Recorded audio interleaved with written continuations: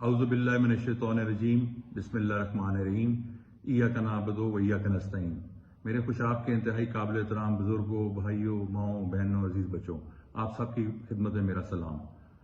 میں سب سے پہلے آپ کو مبارکباد دیتا ہوں کہ جس بہادری اور دلیری کے ساتھ آپ نے اس ڈر اور خوف کے فضا میں پی ٹی آئی کا ساتھ دیا، عمران خان کا ساتھ دیا، میرا ساتھ دیا اور مجھے یہاں سے کامیاب کیا، میں اس پہ آپ کا شکریہ ادا کرتا ہوں۔ میں آج ایک سوال لے کے آپ کے سامنے آیا ہوں کہ یہ ریاستی قوتیں آخر چاہتی کیا ہیں؟ وہ پاکستان کو کہاں لے کے جانا چاہتی ہیں؟ ہمارے غربت میں لوگ پس رہے ہیں، غربت کی چکی میں، اور اس سے نکالنے کا صرف ایک ہی طریقہ تھا، ایک فری اینڈ فیئر الیکشن ہو جاتا اور ملک صحیح راستے پہ چل جاتا۔ لیکن ہماری بدقسمتی کہ ہمیں ایک ایسے آر او دیے قاضی صہیب جیسے، جنہوں نے فارم 45 کی طرف دیکھا بھی نہیں اور 47 میں ہارے ہوئے امیدوار کو جتا دیا، جیتے کو ہرا دیا اور ہارے کو جتا دیا۔ یہ میرے پاس تمام 345 پولیس اسٹیشنز کے ریزلٹس موجود ہیں، ان میں پریزائڈنگ آفیسرز کے دستخط بھی ہیں، ان میں مخالف ایجنٹس کے، ہمارے ایجنٹس کے دستخط بھی ہیں، اور میں ان کو اپنی فیس بک پہ ڈال رہا ہوں۔ میں اس لیے ڈال رہا ہوں تاکہ تمام حلقے کے لوگ ایک کونے سے لے کے دوسرے کونے تک اور پورے پاکستان کے لوگ یہ دیکھ لیں کہ اگر چیک کرنا ہے تو کسی کونے سے چیک کرنا ہے، کسی ریزلٹ میں ذرا برابر بھی جھول نہیں ہوگا۔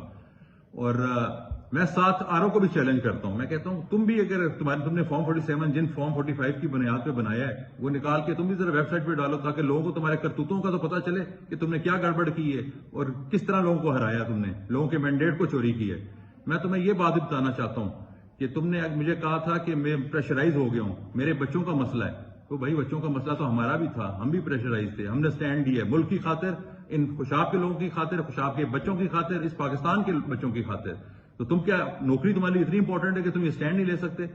میں قاضی تمہیں بتا رہا ہوں کہ جس وقت بھی اللہ تعالیٰ، وقت ایک جیسا نہیں رہتا، جب مجھے وقت ملا، جب اللہ تعالیٰ نے اس ملک کے حالات بہتر کیے، میں یہ بات کبھی نہیں بھولوں گا۔ جس طرح تم نے فارم 45 چینج کیے ہیں، جس طرح سے تم نے مجھے دن دہاڑے ہرایا، انشاءاللہ اس کا بدلہ تمہیں ضرور ملے گا اور تم جیل کی چکی میں پسو گے۔